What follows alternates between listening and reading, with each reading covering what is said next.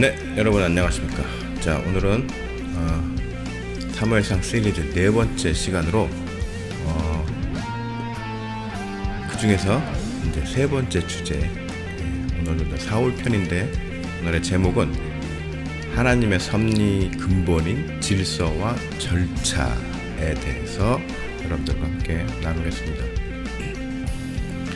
자, 오늘은 사무엘상 13장 8절에서 14절, 그 다음에 15장 9절에서 31절까지의 말씀 두 본문을 가지고 근데 전체적으로 다 이렇게 연결되는 내용이죠. 가지고 함께 하겠습니다. 그 중에서는 핵심적인 말씀은 13장 11절하고 12절, 그 다음에 15장 9절, 12절, 15절, 21절, 21절, 그 다음에 30절에서 31절까지 말씀입니다. 오늘 좀 말씀이 많아서 좀 이따 말씀을 나눌 때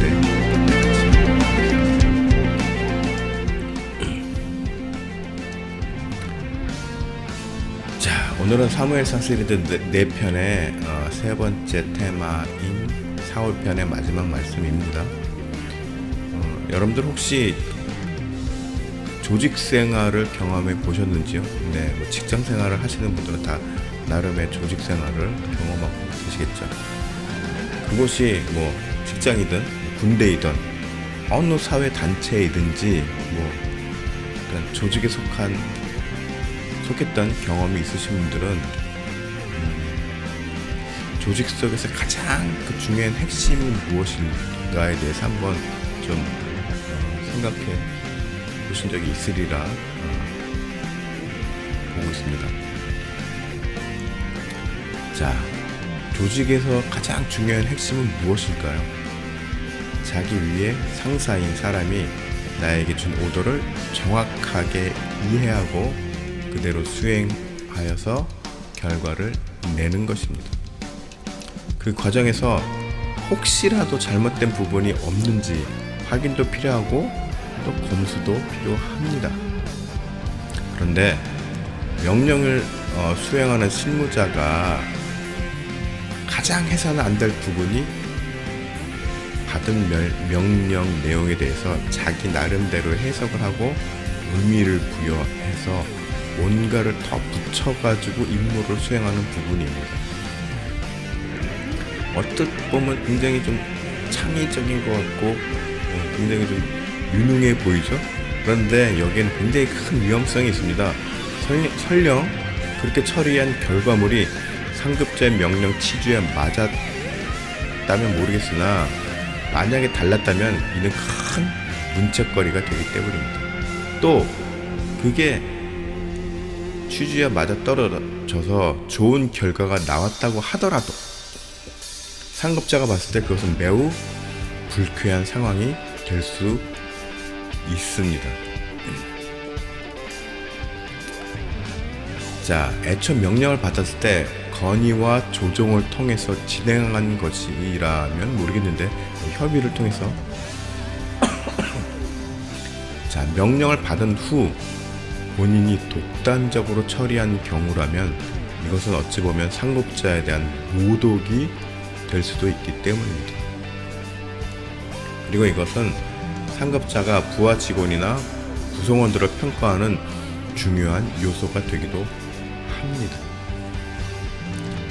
그런데 또 반대로 상급자가 모범을 보이지 못하고 스스로 절차를 상급자가 어기거나 또 조직 내 규범을 무시하고 또 조직 내 부서 간의 업무 조정 등을 게을리한다면 이것은 또 큰 혼란을 야기시킬 수 있는 부분이기도 합니다.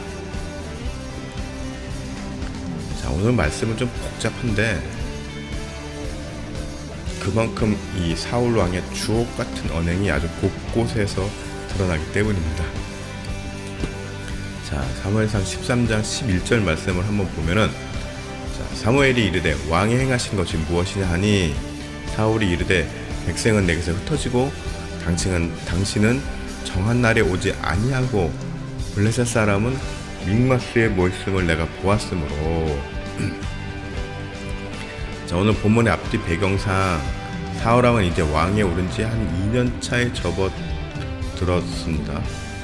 사울은 민막스에서 블레셋과의 전쟁 전에 선지자를 통해 하나님께 번제를 드리는 절차를 밟아야 했습니다.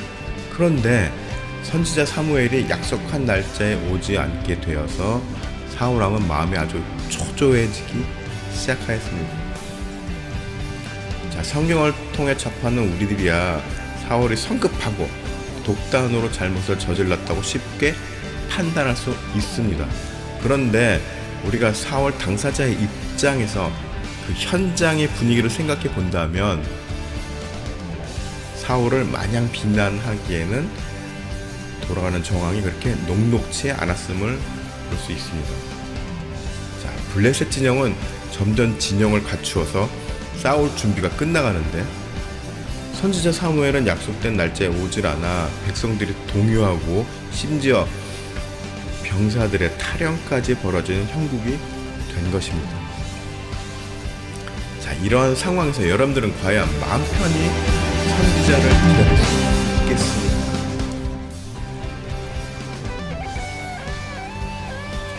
이 부분은 오늘을 사는 우리들의 삶 속에서도 얼마든지 일어날 수 있는 일일 것입니다. 뭔가 중요한 일을 앞두고 반드시 먼저 해야 될 절차가 있는데 담당자 혹은 부서의 일 처리가 늦는다면 우리는 어떻게 할까요? 우리의 심정은 어떨까요? 굉장히 막 답답하고 초조하겠죠. 네. 그리고 이걸 어떻게 좀 빨리 진행할 수 있는 방법 없을까? 막 찾겠죠. 궁리하고. 자, 살짝 다른 이야기이긴 하지만 절차를 무시하고 역사를 이뤘던 일이 대한민국 현대사에서도 있었죠. 바로 전두환 신군부가 12.12를 일으키고 당시 정승화 참모총장을 먼저 연행한 후에 이를 합법적 절차로 둔갑시키기 위해서 당시의 대통령이었던 최규하 대통령에게 사후 재가를 받아내려고 했던 부분입니다. 원래는 동시에 갔어요. 정승화 총장을 체포하는 체포조 출발하고 그다음에 전두환을 비롯한 결재조가 동시에 또 대통령한테 갔습니다. 그래서 동시에 일을 진행하려고 했습니다. 그래서 대기하고 있고 체포를 하려고 대기하고 있고 여기서 이제 결재를 막 이제 요구하는 상황이었죠. 그런데 결재가 늦어지는 바람에 체포가 먼저 진행이 됐습니다. 그래가지고 결국 어떻게 됐습니까? 하극상이 발생이 된 거죠.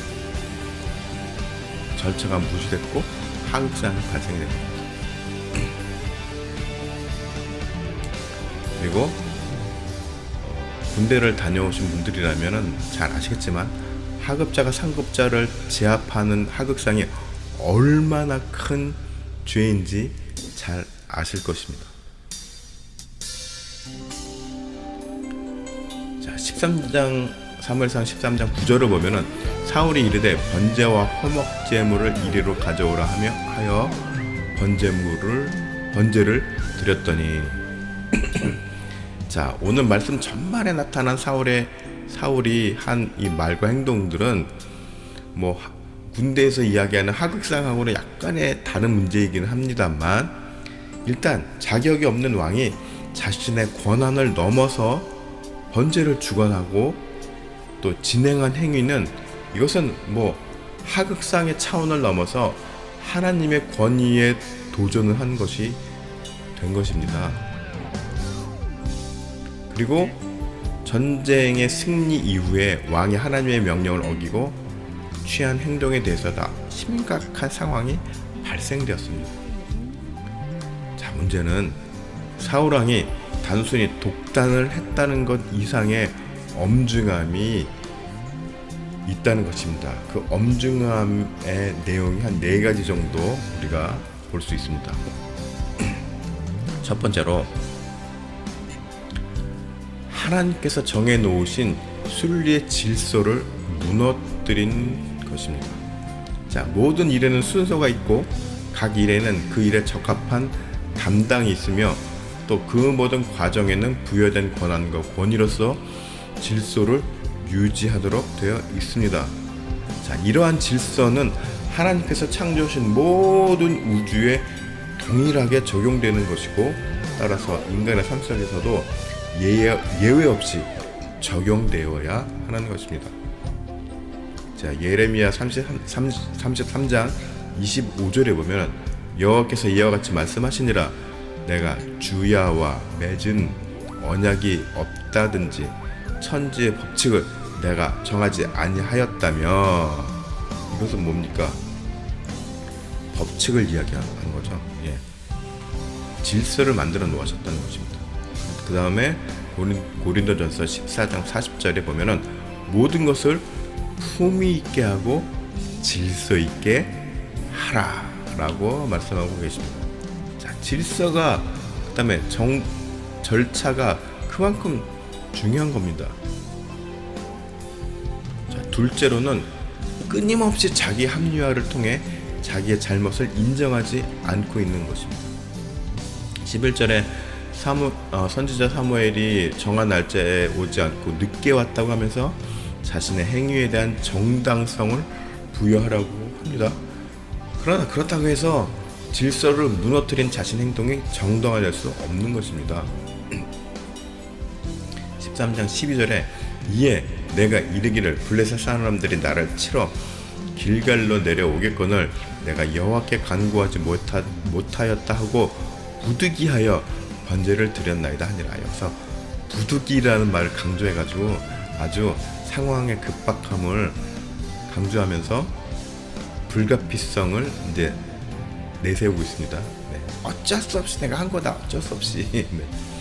그런데 이 역시도 하나님의 주권과 능력을 인정하지 않는 잘못을 범하고 있음을 사울왕은 간과하고 있는 것이죠. 자, 세 번째로는 하나님의 질서와 권위에 대해서 자의적으로 해석하였다는 것입니다. 자, 서론에서도 언급하였지만 이 부분은 실제로 많은 부분에서 혼란과 혼동을 부추기는 주요한 원인이 된다는 점에서 그 엄중함이 더합니다. 자, 15장 3절에 보면은 지금 가서 아말렉을 쳐서 그들의 모든 소유를 남기지 말고 진멸하되 남녀와 소아와 젖먹는 아이와 우양과 낙타와 나귀를 죽이라 하셨나이다 하니. 자, 우선 사울왕은 하나님의 명령을 온전히 따르지 않고 자기 나름대로 생각하고 판단해서 하나님의 명령을 기자의 모습을 보여줍니다. 자, 15장 9절에 보면 사울이 백성과 아갑과 그의 양과 소의 가장 좋은 것 또는 기름진 것과 어린 양과 모든 좋은 것을 남기고 진멸하기를 즐겨 아니하고 가치 없고 하찮은 것은 진멸하니라. 자, 하나님은 아말렉의 모든 것을 부정하다 규정하셨습니다. 그렇죠? 네. 그리고 모두 진멸하라고 명령하셨지만 사울왕은 자신이 보기에 자신의 기준에 좋은 것과 하찮은 것을 자의적으로 규정했다는 거죠.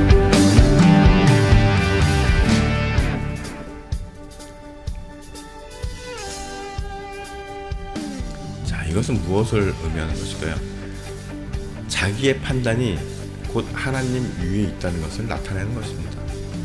즉, 교만함이고 또 하나님에 대한 반역을 한 것이라는 것. 15장 12절에 사무엘이 사울을 만나려고 아침에 일찍 일어났더니 어떤 사람이 사무엘에게 말해 이르되 사울이 길갈로 이르러 자기를 위하여 기념비를 세우고 발길을 돌려 길갈로 내려갔다 하는지라. 자, 자기를 위하여 기념비를 세웠다라는 말이 포인트죠. 많은 성경 해석 주석서에는 사울에 대하여 하나님의 명령에 대해 일부만 따랐다고 보고 있습니다만 이미 사울은 자신만의 판단과 기준에 의해 하나님의 모든 것을 거부하였다고 볼 수 있는 것입니다. 자, 네 번째로 사울은 하나님을 떠났음을 아주 노골적으로 드러냈습니다. 15장 15절에 보면은 사울이 이르되 그것은 무리가 아말렉 사람들에게서 끌어온 것인데 백성이 당신의 하나님 여호와께 제사하려 하여 양들과 소들 중에서 가장 좋은 것을 남김이여 그 외의 것은 우리가 진멸하였나이다 하는지라.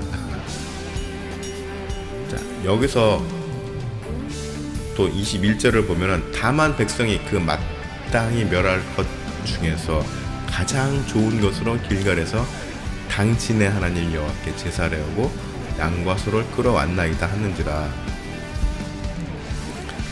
자, 여기 보면은 사울왕은 이제 대놓고 자신과 하나님의 관계를 분리해서 표현하게 됩니다. 여호와 하나님은 사무엘 선지자의 하나님이지 자신과는 무관하다는 표현을 한 것이란 말입니다. 자, 이 점은 하나님을 창조주로서 인정하지 않는 것, 즉 신성모독이자 자신이 곧 자기의 주인이라는 점을 강조하는 것입니다. 자신이 하나님의 위치에서 모든 것을 판단하고 생각하겠다는 선언적 표현이라는 점에서 이것은 배교의 선을 넘었다고도 볼 수 있는 것입니다. 자, 마태복음 12장 31절에 보면 그러므로 내가 너에게 이르노니 사람의 모든 것의 죄와 모독은 사하심을 얻되 성령을 모독하는 것은 사하심을 얻지 못하겠고.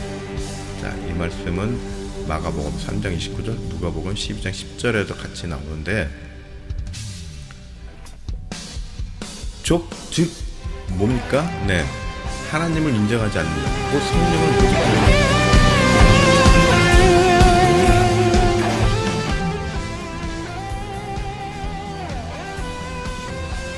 자, 또 사무엘상 15장 27절에 보면 사무엘이 가려고 돌아설 때 사울이 그의 옷 겉옷자락을 붙잡음에 찢어진지라.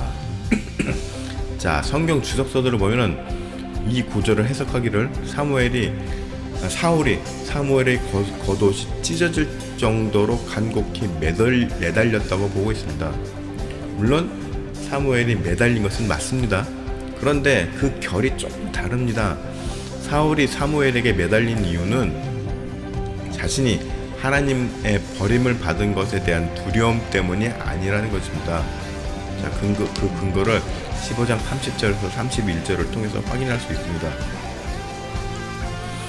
자, 사울이 이르되 내가 범죄하였을지라도 이제 청하옵나니 내 백성의 장로들 앞과 이스라엘 앞에서 나를 높이사 나와 함께 돌아가서 내가 당신의 하나님 여호와께 경배하게 하소서 하더라. 이에 사무엘이 돌이켜 사울을 따라가며 사울이 여호와께 경배하더라. 여기서 보면 나를 높이사, 자신의 체면이죠. 자, 사울왕은 이미 성령께서 사울에게서 떠난 상태입니다. 자신이 왕이라는 지위에 취해서 어느덧 선을 넘고 하나님의 권위에까지 도전하게 된 것입니다. 또한 사울은 사무엘이 하나님의 무서운 선포를 하는 와중에도 자신의 명예와 지위의 체면만을 생각했습니다. 하나님의 자신을 버렸건 말건 그것은 더 이상 중요한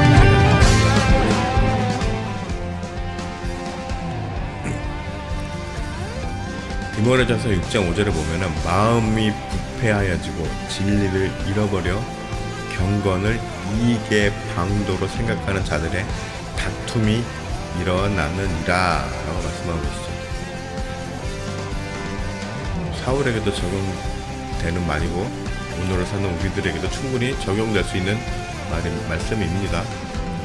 결국 하나님이 사울을 버리신 것이 아니라 사울왕이 먼저 사울왕이 먼저 하나님을 떠났고 또 이를 확인하신 하나님께서 선언적으로 사울의 왕권을 회수하신 것이 되는 것입니다. 자, 오늘 본문 내용에서 우리들이 확인할 수 있는 사실은 하나님을 떠나고 성령을 모독하는 사람들의 특징을 모두 확인할 수 있었다는 점입니다. 가장 대표적인 부분은 하나님의 뜻과 말씀을 왜곡하고 교묘히 변질시켜서 그것을 발판 삼아서 절차를 무시하고 질서를 무너뜨리면서까지 자신의 이익을 추구한다는 것입니다. 뭐 예외 조항을 들어서, 특혜 조항을 들어서 이런 식으로 해가지고 요거는 예외야 그래서 자신에게 불리한 점은 또 정치적으로 쟁점화시켜서 본질을 휘고 혼동을 야기시키는 언행을 한다는 점도 있습니다. 자, 그런데 불행히도 우리 주변의 교회야 세상에서 이런 현상들이 많이 나타나고 있죠. 어지럽고 혼란스러운 세상 속에서도 하나님을 떠나지 않고 예수 그리스도의 복음을 변질시키지 않으며 자신의 유익을 구하지 않고 오로지 하나님의 사명 완수를 위해 남은 삶을 헌신하는, 그래서 참 그리스도인으로서의 정체성을 잃지 않고 살아가는 저와 여러분들이 되시기를